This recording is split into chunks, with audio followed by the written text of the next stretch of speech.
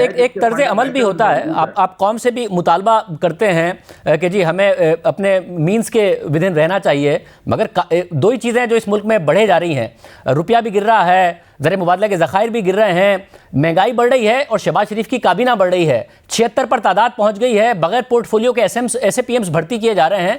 तो आप लोगों का अपना कंडक्ट है कहाँ जिससे लगे कि एक संजीदा हुकूमत है जो डिलीवर करना चाहती है और खुद भी वही कर रही है जिसका आवाम से मुतालबा कर रही है?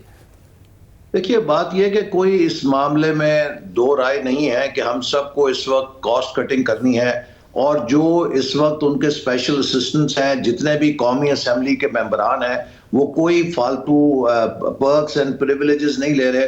उनके वही पर्क्स एंड प्रिविलेजेस हैं जो बैसियत रुकन है कौमी असेंबली है। तो वो एक सिर्फ टाइटल की हद तक उनको जिम्मेदारियां दी गई हैं। बाकी मैं ये जरूर कहूंगा कि हमें बैसियत कौम अपने अंदर खुद एहतसाबी करनी चाहिए। देखिए, यूरोप के अंदर बांग्लादेश ने भी इस एनर्जी क्राइसिस के ज़माने में अपने तजारती मराकज़ को सनसेट के बाद बंद कर दिया है, और हमारे यहाँ हम 12-12, 2-2 बजे तक जो बिजलियाँ जलाकर बैठते हैं, और हमारे ताजर बरादरी कहती है कि हम किसी किस्म की पाबंदी नहीं मानेंगे।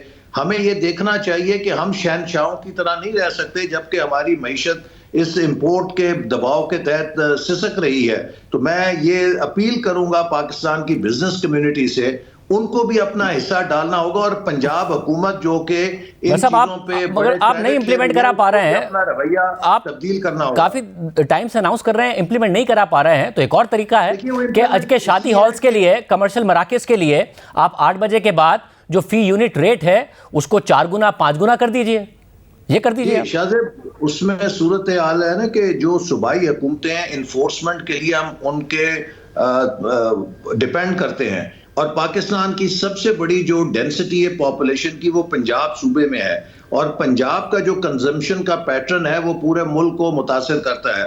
और इसीलिए मैं उम्मीद करता हूं कि पंजाब की हुकूमत भी सियासत नहीं करेगी बल्कि अपनी कौमी जिम्मेदारी को महसूस करेगी, और इस हवाले के साथ वो जो हुकूमत की एनर्जी बचाओ कि जो इकदामात हैं उसमें वो हिस्सा लेगी। तो आपको नहीं लग रहा कि जनवरी में इस्टेब्लिशमेंट का भी आप पर दबाव आ जाएगा, जो कि इमरान खान साहब की उम्मीद है कि जी चीज़ें नहीं संभल रही हैं, एक नए मैंडेट के साथ नई हुकूमत चाहिए, इसलिए इलेक्शन की तरफ जाएं? देखिए, इलेक्शन का मतलब क्या है? पहला मतलब ये है कि काउंसिल ऑफ कॉमन इंटरेस्ट का वो फैसला जो इमरान खान साहब कर गए हैं कि अगला इलेक्शन नई मर्दमशुमारी के ऊपर होगा, उसकी खिलाफ वर्जी की जाए और फेडरेशन के अंदर एक नया तनाज़ा खड़ा कर दिया जाए। इलेक्शन होने से पहले ही वो मुतनाज़ हो जाएंगे। दूसरी बात यह है कि जब आप खुद कह रहे हैं कि मईशत के ये हालात हैं, और जब दहशत गर्दी के भी हालात हमारे सामने हैं, तो हम 4 महीने के लिए मुल्क को किसी बेयकीनी के अंदर धकेल दें जिसमें मुल्क की कोई फुल फ्लैश्ड हुकूमत ना हो। तीसरी बात यह कि सिंध और बलूचिस्तान के अवाम जिनको अगले 6-8 महीने हमें अपने पैरों पे खड़ा करना है, उनके सर पे छत डालनी है, उनको भूल के हम इमरान खान साहब की जो ईगो है उसे मुतमईन करने के लिए पूरे मुल्क को झोंक दें इलेक्शन के अंदर। मैं समझता हूं कि ये गैर फितरी भी है, गैर सियासी भी है और गैर आईनी भी है, चूंकि काउंसिल ऑफ कॉमन इंटरेस्ट का फैसला खुद इमरान खान साहब करके गए हैं। मगर ऐसा नहीं साहब, कुछ उसके बाद 4 महीने हल्का बंदी के होंगे, अगस्त तक ये मुद्दत खत्म होगी, फिर अक्टूबर में इलेक्शन हो जाएंगे। मगर ऐसे साहब कुछ करते भी तो नजर आए ना। एक तो फिर माशी फ्रंट पर मैंने आपसे सवालात किए, दूसरा आप खुद जो दहशतगर्दी की बात कर रहे हैं उसमें अमेरिका हो, बरतानिया हो, सऊदी अरब हो, आप देख रहे हैं किस किस्म के थ्रेट का इजहार किया जा रहा है पाकिस्तान के हवाले से जो उनका यहाँ पर स्टाफ मौजूद है। ये क्या कोई अच्छी हेडलाइंस जा रही हैं? दहशतगर्दी के हमले बढ़ गए हैं, बहुत ज्यादा इजाफा हो गया है इस साल, तो कंट्रोल हो क्या रहा है एग्जैक्टली? अगर ना मईशत कंट्रोल हो रही है ना दहशतगर्दी कंट्रोल हो रही है।